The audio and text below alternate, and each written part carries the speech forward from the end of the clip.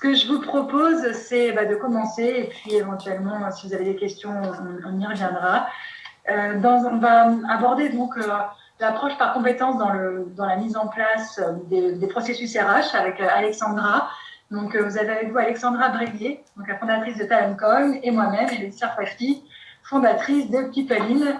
On vous en parlera évidemment un peu plus tard, mais l'idée, c'est vraiment de faire un point sur cette approche et comment est-ce qu'elle peut vous être utile.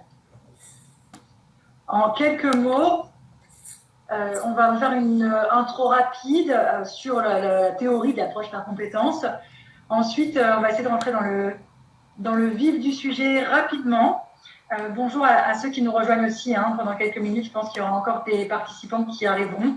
Donc là, on fait simplement une présentation générale. Donc, une présentation, donc une introduction, le pourquoi de cette approche, comment faire pour la mettre en place ou pourquoi essayer de la mettre en place.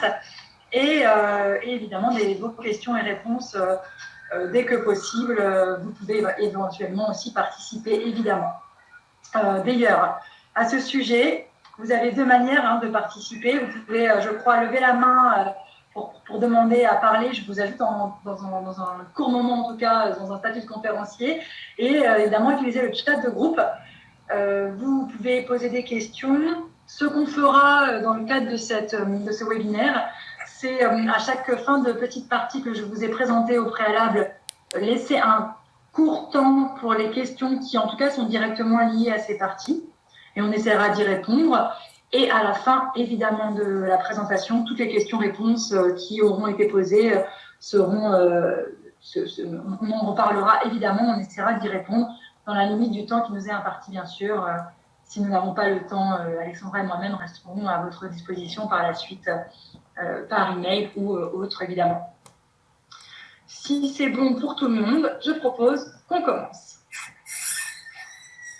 Alors, l'approche par compétences, je voulais vous en dire un petit mot rapide, très très simple, évidemment, parce que c'est un sujet qui est théorique et qui est issu de l'éducation. Alors, l'éducation, vous allez me dire, c'est étrange parce qu'au final, l'éducation a souhaité s'adapter au milieu professionnel avec cette approche par compétences. Et finalement, elle l'a beaucoup plus théorisé que le milieu professionnel. Donc, techniquement, on est passé d'un modèle où il fallait connaître, savoir, à un modèle vraiment davantage cognitif où il fallait générer les comportements et les conduites adaptées. Dans cette approche par compétence, qui est née depuis les années 70 aux États-Unis et qui a trouvé un essor dans les années 2000 en Europe, avec cette approche par compétence, on a vraiment fait évoluer le système éducatif. Donc, ça, c'est une base vraiment introductive. Donc, on ne va pas vous parler de la formation et de l'éducation, mais c'est vrai que c'est un sujet essentiel pour comprendre comment est-ce qu'on peut évaluer, mais aussi simplement définir ces compétences, parce qu'aujourd'hui, on a des systèmes en Europe. Alors, je peux vous parler du projet Tuning. Si vous souhaitez aller plus loin, vous pourrez le trouver facilement sur Internet. Donc, c'est un projet d'uniformisation européenne des formations et qui a permis justement d'essayer de mettre des mots communs sur ces compétences. Et là où c'est très intéressant, c'est que justement, ça fait la distinction entre des compétences qui sont des compétences transversales et des compétences qui vont être plus sectorisées ou plus des compétences liées à l'expertise. Nous, on va être très intéressés par les compétences transverses, vous allez voir, parce que effectivement, aujourd'hui, c'est très adapté à des évolutions dans les profils des candidats ou des salariés en poste. Voilà pour cette courte introduction. C'est aussi simplement l'intérêt pour nous de mettre en avant le fait que le milieu professionnel a surtout utilisé cette approche dans le cadre de l'évolution des salariés, dans le cadre de la formation, mais encore très peu dans le cadre du recrutement ou de la gestion des talents, d'une manière générale, au sens large. Et on va essayer de vous montrer que c'est possible et que ça a tout son sens aujourd'hui avec cette crise. Allons-y.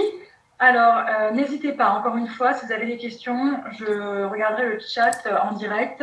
Et puis, si Alexandra parle, je lui poserai les questions que vous posez sur le chat afin qu'elle puisse être libre de son discours. Bonsoir aux nouveaux arrivants. C'est la toute première partie. On a fait une courte introduction et on repart maintenant sur pourquoi utiliser cette approche par compétence, qui est une approche très finalement, en théorie en tout cas, très issue du milieu de la formation et de l'éducation. Pourquoi l'utiliser dans le milieu du recrutement? Alors, il y a plein de raisons qui peuvent le faire, mais concrètement, une des premières raisons, en tout cas celles liées, celles qui vont me concerner plus directement, donc qui sont liées au recrutement, donc moi à la sélection de candidats, c'est les échecs de recrutement. Aujourd'hui, depuis les dernières études qui ont été publiées, donc les études de la DARES notamment, on sait qu'il y a 36% des CDI qui sont rompus la première année, ce qui représente un coût pour les entreprises qui est énorme. On parle, selon les études, jusqu'à 40 000 € par salarié pour un recrutement raté. On a vu aussi ces dernières années les explosions des MOOC, des formations en ligne, des formations courtes. Du coup, on a des profils qui sont de plus en plus atypiques. Alors, je dis atypiques et en même temps, pas forcément, puisque de plus en plus atypiques, ça veut dire que ces profils sont aussi de plus en plus la norme. Donc, en fait, on est arrivé à un croisement qui fait qu'on ne peut plus perdre des profils qu'on ne comprend pas. Donc, maintenant, l'idée, c'est de comprendre ces profils, de s'intéresser autrement à ces profils, autrement que par le savoir et l'expérience. Et qu'est-ce qu'il nous reste? Il nous reste les compétences, la base en fait, puisque c'est sur ça qu'on va pouvoir s'appuyer pour venir vraiment prendre connaissance de ces profils et puis s'intéresser à eux. Une dernière petite information peut-être avant de laisser la parole sur cette thématique, en plus particulièrement à Alexandra. En 2020, alors, le cabinet RH Hayes et Hello Work ont réalisé une étude et il y a quand même 87% des salariés qui souhaitaient changer d'emploi dans l'année. Donc c'est un chiffre énorme et ça vient vraiment bousculer toutes les croyances et tout ce qu'on peut imaginer ou tout ce qu'on a imaginé avant en tout cas. Et ça nous laisse dans l'obligation de nous adapter à ça, tout simplement pour aller chercher des candidats qui seraient les meilleurs, les plus motivés ou ceux qui ont une vraie volonté d'interagir avec notre entreprise, en l'occurrence votre entreprise si vous recherchez des gens. Donc là, ça marche dans le recrutement, mais évidemment, aujourd'hui, la donne sera peut-être plus la même en termes de recrutement. On va peut-être plus parler de mobilité interne, on va peut-être plus parler de gestion des talents, tout simplement. Et c'est là où je vais laisser la parole à Alexandra qui va vous en dire un peu plus sur cette thématique. Oui, merci. Merci Élodie. J'ajouterais qu'on est dans une période assez particulière qui permet à l'ensemble des travailleurs, que ce soit des candidats, des personnes déjà en poste, d'avoir une recherche de sens. Donc on l'a symbolisé, c'est ce qui réunit à la fois Pipeline et Talon Coin par la recherche d'ikigai professionnel et de contextualisation de ses compétences. Ce qui nous intéresse au-delà du recrutement, c'est qu'effectivement, dans la gestion du personnel et dans la gestion que chacun d'entre vous, même si je n'ai pas tous les profils de notre audience, sur quoi vous devrez vous concentrer par la suite, c'est qu'effectivement, il faudra gérer les talents qui sont déjà en situation, qui sont déjà en poste, et les nourrir avec effectivement des éléments, des missions et des projets au-delà du simple périmètre fonctionnel et de leur métier qui permettent de répondre à ces nouvelles attentes. De nouvelles compétences ont d'ailleurs été acquises au sein des entreprises et également de chaque individu pendant la période écoulée de 2 mois. Et effectivement, on a noté, d'ailleurs je crois que Pipeline a fait un focus aussi dessus, on a noté une accélération du télétravail.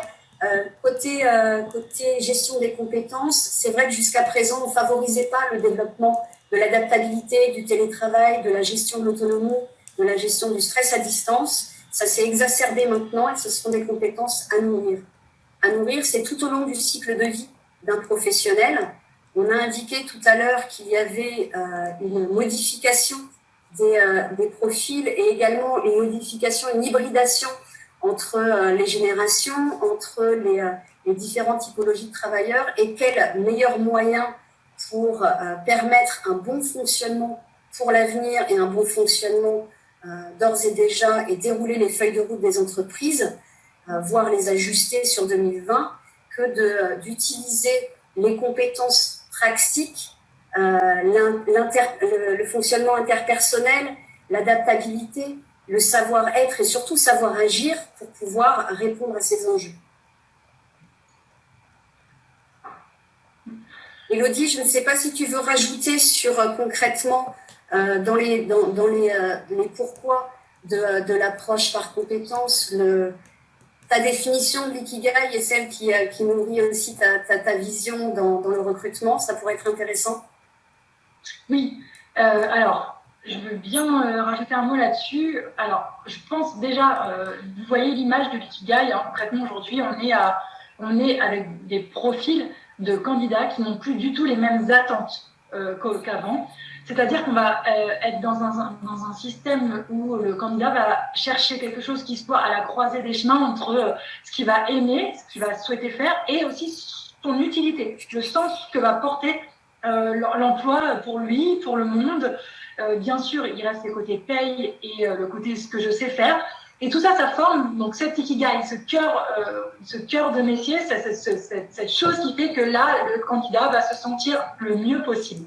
Donc, ça, je le partage avec toi, Alexandra, et c'est quelque chose de fondamental parce que la crise, elle va avoir exacerbé ça. On a d'autant plus de candidats aujourd'hui qui vont chercher un emploi dans lequel ils vont se sentir utiles.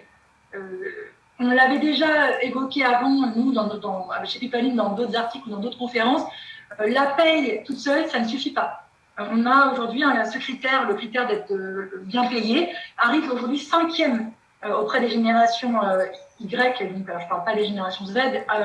Alors, pour information, je ne suis pas une fan des générations. Hein. Je suis persuadée que la question de génération, pour moi, c'est une question d'époque avant tout. Mais en tout cas, aujourd'hui, le critère de la paye arrive 5e. En premier lieu, on a l'équilibre vie professionnelle, vie personnelle. Donc déjà, on avait déjà vu cette recherche de sens, cette recherche d'équilibre, vraiment, c'est ça le mot que j'ai envie de retenir, d'équilibre. Mais alors avec la crise, on sait que ça va être exacerbé. Est-ce que le candidat va pouvoir le mettre en place? La crise n'a pas encore sonné son mot de fin, donc je ne peux pas vous le dire. Mais en tout cas, ce qui est sûr, c'est qu'il va le chercher. Donc on ne peut pas indéfiniment bloquer un candidat, un salarié en interne, sur quelque chose qui ne correspond pas à ce qu'il est, à ce qu'il veut. Donc on a tout intérêt, que ce soit pour garder le talent, ou pour le faire évoluer, ou pour le recruter, on a tout intérêt à aller vraiment chercher les candidats pour lesquels le métier qu'on offre ou le poste qu'on offre est au cœur de ses préoccupations et de sa sensibilité. Et ça, sur tous les domaines RH. Donc, on ne peut plus se focaliser sur un ou deux points. Il faut vraiment ouvrir à la fois aux compétences, mais aux valeurs. Et là, vraiment, on travaille de manière plus générale sur tout ce qui va être marque employeur. J'ajouterais, effectivement, cette volonté de donner du sens et d'alimenter ça oblige maintenant les organisations professionnellement à être dans une logique de nourrir un talent ou un candidat. Un talent s'entendant bien évidemment d'un ensemble de compétences. On n'est pas en train de tenir le propos qu'il faut évacuer les compétences techniques. Elles sont absolument nécessaires. Pour autant, elles requièrent et pour le candidat et pour les organisations d'être mises en œuvre, d'être opérationnelles. Et que la personne dans une organisation se sente utile à sa place et ayant de l'impact dans ce qu'il fait et non pas uniquement un rôle et des tâches à accomplir. Et c'est en ça que l'approche par compétence, on n'est pas dans une logique où on souhaite être binaire entre une éducation, une formation à mettre en œuvre et non pas une intégration dans un écosystème qui évolue et qui là doit évoluer et accélérer. On doit conjuguer ce que l'on a appris et comment on peut le mettre en œuvre maintenant, concrètement, comment il peut s'intégrer à une feuille de route d'entreprise, être utile et donner du sens, globalement. J'ai rien à ajouter. Merci beaucoup, Alexandra. Si vous avez des questions sur cette partie, n'hésitez pas à utiliser le chat de groupe pour poser des questions. Donc là, on a donc déjà, pour ceux qui nous ont rejoints en cours, on a donc déjà essayé de passer en revue le pourquoi cette approche elle va être d'autant plus utile aujourd'hui sachant qu'elle l'était déjà, depuis déjà maintenant une dizaine d'années, on a fait vraiment un focus là-dessus, mais là, avec cet instant de crise, elle le sera d'autant plus. On va essayer maintenant d'évoquer la question du pourquoi, comment, pardon, excusez-moi, comment le mettre en œuvre, comment on fait. Alors, c'est là où on va vous décrire un peu aussi nos outils, mais pas que les nôtres, vous allez voir, on est là aussi pour vous parler d'autres méthodes et d'autres outils, et puis d'une manière générale, même plus théoriquement, comment on fait pour mettre en œuvre cette approche. Alors, de mon côté, alors encore une fois, moi je suis plus orientée, Pipeline est orientée présélection, recrutement de candidats, que ce soit en mobilité interne ou en recrutement externe, via des tests de compétences. Donc je suis plus orientée sur la partie recrutement. Alessandra vous parlera plus de gestion des talents Pardon ? Et de rétention. Et de rétention des talents, bien sûr. Donc tout ça dans l'idée effectivement d'évaluation, mais pas de l'évaluation au terme strict de connaissance, encore une fois, mais plutôt de mise en situation et de repérage de candidats. Alors, comment on fait ? Alors, ça peut être très théorique et très pratico-pratique. La première chose que j'ai envie de vous dire, moi, sur comment faire, en fait, déjà, c'est de prendre conscience des biais cognitifs qui peuvent exister dans tous les process qui sont mis en œuvre dans les systèmes RH aujourd'hui. C'est inhérent à l'homme, c'est vraiment des biais qui vont de la simplification à l'assimilation ou à la projection de croyances. Il y a vraiment des biais cognitifs, donc je ne vais pas vous faire la liste, je pense qu'Alexandra vous en donnera peut-être plus tout à l'heure, mais de prendre conscience qu'ils existent, et du coup déjà c'est un premier pas pour éviter les outils ou les moyens qui favorisent ces biais. Alors pour nous, en l'occurrence, dans le cadre de notre process, on considère que le CV est un outil qui vraiment favorise les biais cognitifs. Donc très dangereux, en tout cas dans le cadre de la présélection de candidats. Pourquoi ? Parce qu'en fait, il manque des choses sur le CV. Et notre cerveau va instinctivement combler ces choses, combler ces trous, et va faire en sorte que, on interprète des éléments qu'on n'a pas forcément compris. Ça ne veut pas dire que le CV est à bannir dans toutes les étapes, ça veut dire qu'à cette étape de présélection de candidats, c'est un risque, il faut le savoir. Parfois, on n'a pas d'autre choix, donc on peut procéder via le CV, mais en tout cas, il faut savoir qu'à travers cette lecture du CV, on peut passer à côté d'éléments. Le plus connu, un des plus connus qui va être l'assimilation ou la projection de croyances, ça va faire qu'on se dit que nous, on est super bon dans notre profession parce qu'on a fait telle école, donc quelqu'un qui va avoir fait la même école va être super bonne, va être un candidat super doué. C'est pas forcément vrai. À côté de ça, on a éliminé un autre candidat qui n'aura pas fait le même parcours et qui aurait peut-être été meilleur. À l'inverse, on va aussi avoir une tendance à l'aversion au risque.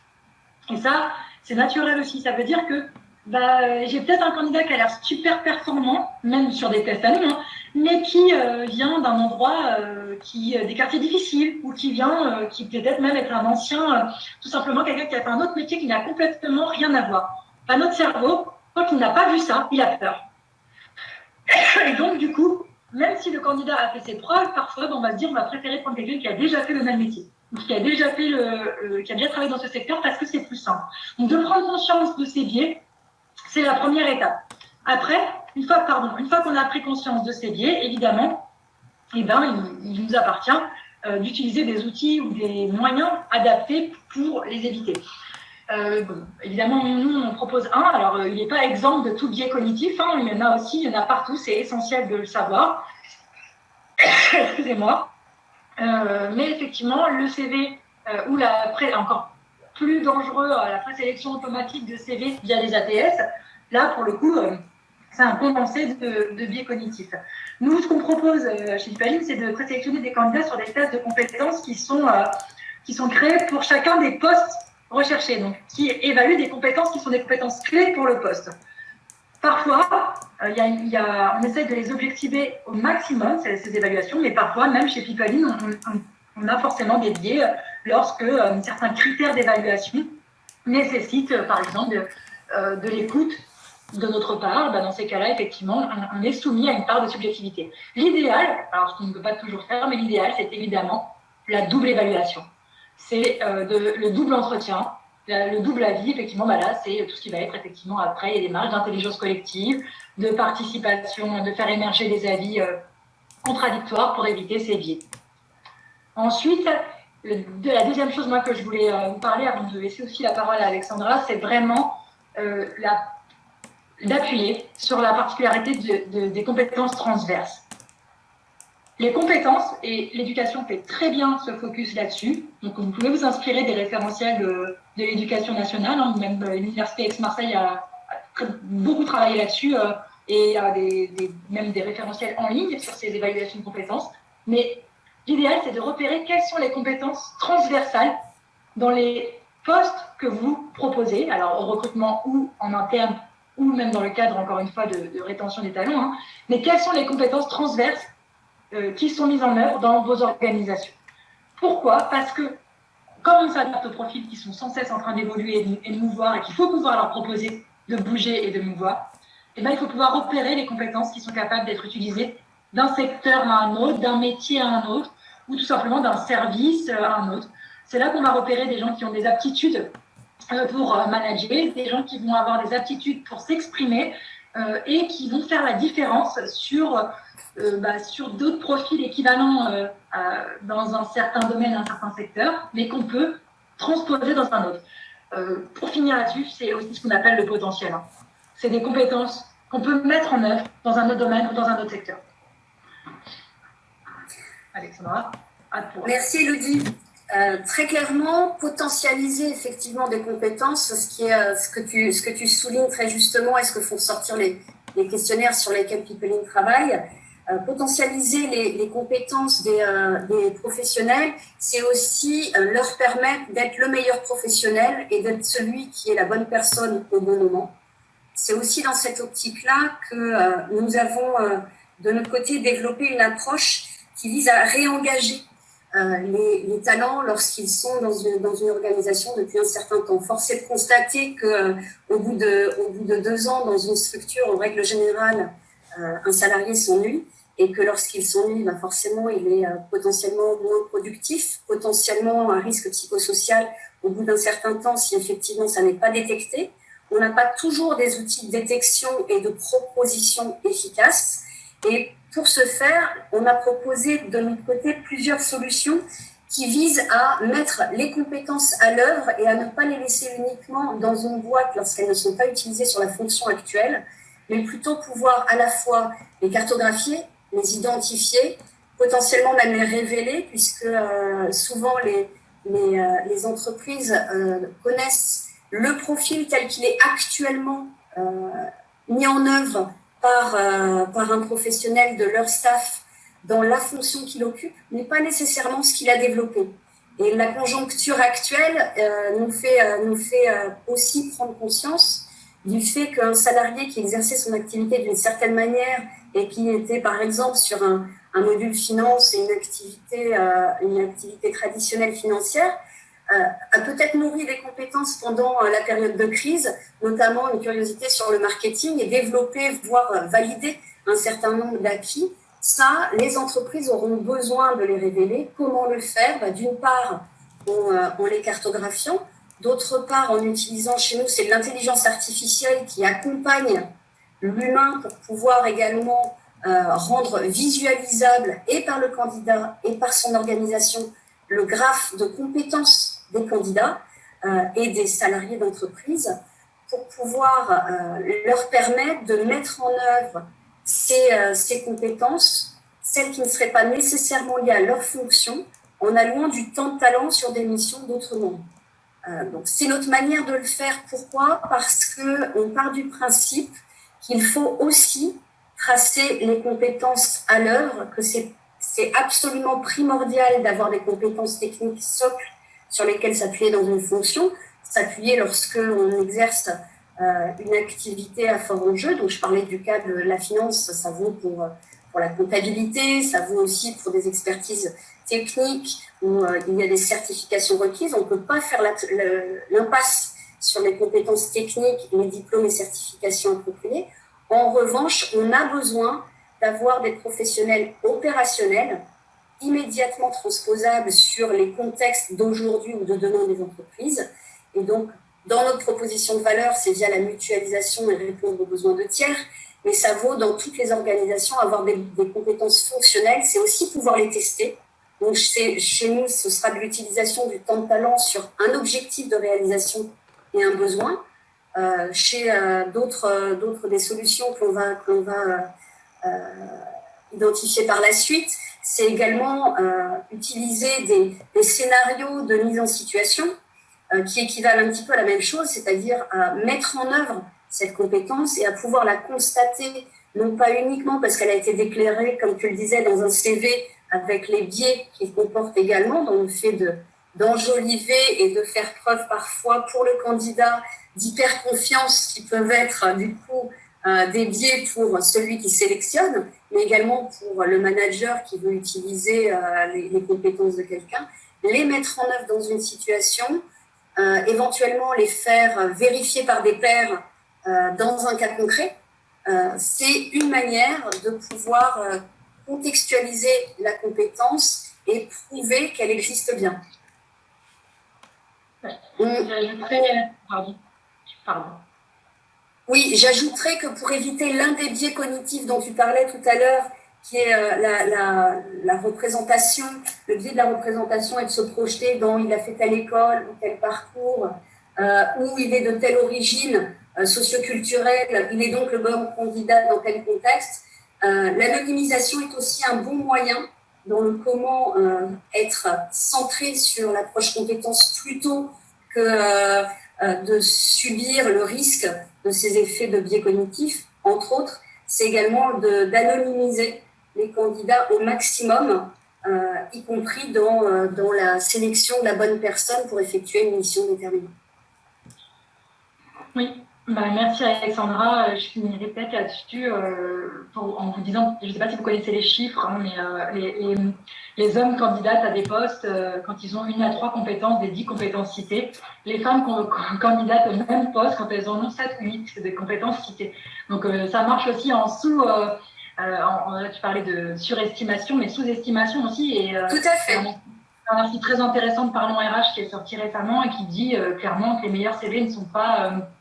ce ne sont pas les meilleurs candidats. Donc vraiment intéressant de voir qu'il y a ce croisement à faire. Je suis d'accord également pour l'anonymisation. Nous, c'est ce qu'on propose aussi quand on propose nos tests de mise en situation dès la présélection, mais d'autres le font également et c'est important. Après, encore une fois, être complètement exempt de biais cognitifs, je ne sais pas si c'est possible, mais en tout cas de le savoir. Les minimiser. Voilà. Quelques outils pour vous aider dans votre approche. Alors, Talentcoin, donc je ne sais pas si j'ai pas vu du coup Alexandra, je t'ai pas entendu dire, mais je le précise, du coup c'est intéressant, c'est que tu fais aussi de l'échange inter-entreprise, a priori. C'est ça. Quand je parlais de mutualisation et de répondre aux besoins d'autres entreprises, en fait, Talentcoin a cette spécificité de réunir des membres qui sont tout types d'entreprises. Et ces entreprises mutualisent leur temps de talent. Donc, une fois qu'on les a identifiés, révélés et qu'on souhaite les nourrir, pour répondre aux besoins d'autres entreprises qui, pour le coup, on est un petit peu une alternative au recrutement, ne serait-ce que pour viabiliser un poste, il faut déjà avoir identifié de la manière la plus claire les attendus de celui qui a un besoin, une mission, une réalisation à effectuer. Donc, dans cette logique-là, Talentcoin permet la mutualisation de temps de talent inter-entreprise, de préférence en distanciel, donc c'est plutôt une bonne chose, le contexte actuel pour ce type d'approche, et pour permettre effectivement de savoir si notre a priori en tant qu'entreprise, d'avoir plutôt tel profil pour répondre à un besoin est le bon ou pas, et de pouvoir permettre en fait à l'ensemble des organisations d'être objectives dans leurs besoins, puisque les attendus d'une entreprise dans cet échange inter-entreprise sont parfois biaisés par aussi des stéréotypes, et le fait d'utiliser une compétence et un ensemble de compétences pour réaliser quelque chose et être satisfait du résultat, voire constater que la personne a dépassé les résultats, permettent aussi aux entreprises de savoir ce qu'elles attendent réellement, quels sont les acquis opérationnels et fonctionnels qui sont requis. Merci. Vous voyez donc quelques outils. Donc, vous avez eu un aperçu de Talentpoint et PeopleIn, du coup, qui est une alternative donc à l'envoi de CV dans la présélection de candidats. Ça peut être en mobilité interne également. L'idée, c'est encore une fois de faire de l'assessment digitalisé, de la mise en situation dès la présélection et en ligne. Vous avez d'autres outils qui peuvent vous aider. Dans le test psychotechnique, vous avez quelques-uns qui ont été cités ici, de Nermetrix, Assess First ou Performance, qui sont des tests assez performants qui permettent de profiler différemment les candidats. Alors ça, avec plus ou moins d'attention à mener, attention encore une fois, mais c'est toujours à prendre avec du recul ces informations, surtout sur les tests psychotechniques. Généralement, c'est bien d'avoir l'éclairage du candidat quand même, mais ça permet effectivement d'aller chercher autre chose que de la simple information d'information qui est donnée par le candidat simplement. On a une question, hein, je vais y répondre. Puisque c'est très intéressant et ça permettra de revenir après sur les outils. N'hésitez pas si vous en avez d'autres. Alors, j'ai du coup Sarah qui demande: quel conseil donneriez-vous à un candidat qui souhaiterait restructurer son CV en adoptant cette approche par compétences dont on parle, et pensez-vous que les recruteurs sont prêts à recevoir un CV déstructuré? Alors, oui et non, c'est-à-dire il y a déstructuré et déstructuré. Il faut que ça reste lisible. Après ça, c'est sûr, c'est la priorité. Clairement, j'ai vu des CV où on n'avait que les compétences. Et là, pour le coup, c'est pas du tout parlant non plus, honnêtement, hein, parce qu'on ne sait pas. Encore une fois, il faut se mettre dans la tête d'un recruteur. Sans contexte, il interprète. Donc, effectivement, l'importance de la contextualisation, elle reste malgré tout, dans le cadre d'un CV, primordiale. Donc, n'oubliez pas de mettre un peu de contexte. Parfois, c'est bien plus parlant qu'un mot-clé. Bien sûr, dans cette approche par compétence, je vous suggère systématiquement d'avoir une catégorie compétences. Même soft skills, hein, même des compétences douces. Des compétences douces, c'est pas, d'ailleurs, pas que du savoir-être. Hein. Ce qu'on met dans soft skills, c'est des compétences liées aussi au comportement. Hein. Donc, dedans, il peut y avoir du leadership, il peut y avoir de la capacité à manager, de la capacité de l'expression orale, des orateurs. Enfin, tout ça, ça peut rentrer dedans. Mais mettez, oui, une catégorie compétences, mais si cette catégorie peut être illustrée, évidemment, par des informations clés qui viennent de l'expérience ou d'entreprise, c'est encore mieux, de la manière la plus déstructurée que vous voulez, mais illustrez-la. Voilà. J'ajouterais des exemples de réalisation pour mettre en avant comment cette compétence a été mise en œuvre. C'est tout à fait clé. Et ça permet effectivement de se projeter et d'avoir une manière pour la personne qui analyse le profil du candidat, que ce soit sur CV ou dans le cadre de tout type de documentation avec laquelle il s'exprime et il se promeut, de pouvoir avoir une accroche et savoir effectivement ce que ça induit comme compétence, comment elle s'exprime et éventuellement de pouvoir la challenger par rapport à la situation cible. Exactement. Merci pour la question, Sarah. Et juste une dernière chose sur ce point, faites attention aussi. Alors, les CV, honnêtement, plus c'est déstructuré, ça passe. Hein, encore une fois, c'est hyper intéressant pour un recruteur de voir autre chose. Par contre, faites attention. Vous n'êtes pas tous obligés de faire du marketing. C'est-à-dire que vous n'êtes pas tous obligés d'avoir des CV super originaux, etc. Et parfois, je pense à certains métiers. Où j'ai beaucoup de recrutement sur des postes d'ingénieurs, notamment, où là, pour le coup, la déstructuration, c'est pas le sujet, quoi. Parce que le sujet, c'est au contraire d'avoir quelqu'un qui va être capable d'être rigoureux. Alors, je suis dans le cliché, hein, parce que c'est pas toujours comme ça. On a aussi des chefs de projet hyper transverses, mais voilà, selon le métier, quelles sont les compétences recherchées et en fonction adapter effectivement même la mise en page, pourquoi pas du CV. Voilà, je vais revenir juste sur les outils. Alexandra, je pense que tu pourras peut-être rajouter quelques informations sur ces outils. Moi, je voulais juste vous dire que l'ABRH, que vous voyez en bas, regroupe quand même beaucoup d'outils innovants qui vous permettent de vous focaliser sur l'approche compétences. Voilà. Alexandra, si tu veux dire quelques-uns, notamment sur ceux que je connais moins liés à l'évolution du candidat. Oui, alors justement, lié à l'évolution du candidat, ce qu'on voulait aussi mettre en exergue aujourd'hui, et pour vous inviter à peut-être réfléchir à l'approche dans le contexte actuel, c'est que pour pérenniser les compétences souhaitées par une entreprise et puis réaliser des objectifs sur 2020, il y a des solutions qui permettent de maximiser l'engagement, qui permettent de tester le T0 de l'engagement de maintenant des collaborateurs et de pouvoir voir s'ils se projettent dans l'organisation de demain, dans un contexte qui ne nourrit pas de la même manière les habitudes de l'entreprise que antérieurement à la crise. Et donc, dans ces cadres-là, il y a à la fois des outils d'identification dans de la mise en situation un petit peu ludique, comme Ricochet qui organise qui met à disposition des supports de mise en œuvre de la cohésion, de la capacité à parler en public en organisant des événements théâtraux et autres, toujours centrés sur l'identification et la maximisation de ces compétences dans une volonté d'engager, de réengager les collaborateurs.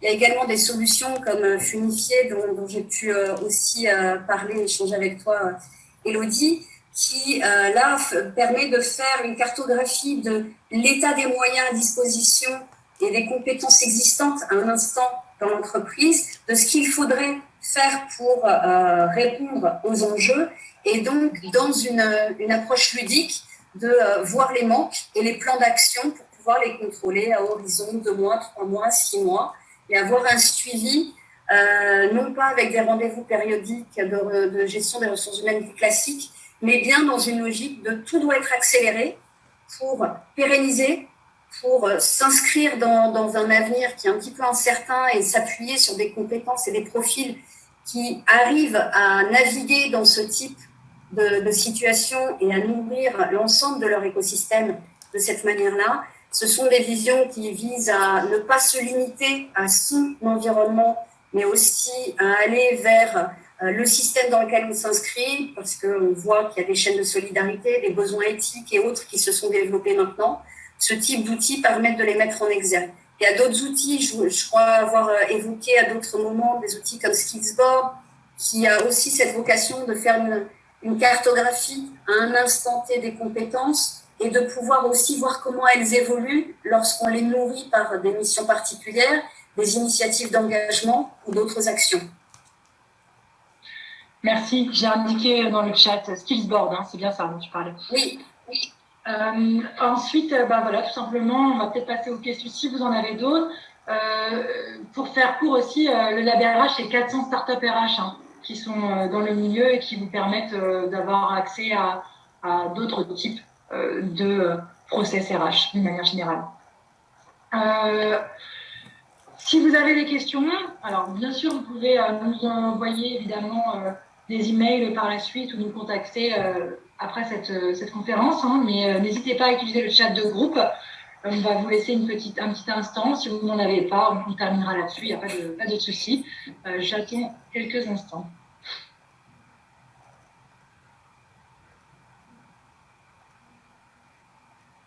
Bon, c'est pas de souci. Merci encore pour votre présence. On était nombreux sur cette conférence, c'était une vingtaine de personnes, donc je suis ravie de ces échanges. Merci à vous tous et très bonne fin de journée. Merci Élodie pour l'organisation. Merci à tous pour avoir assisté à ce webinaire et à très bientôt. Au revoir.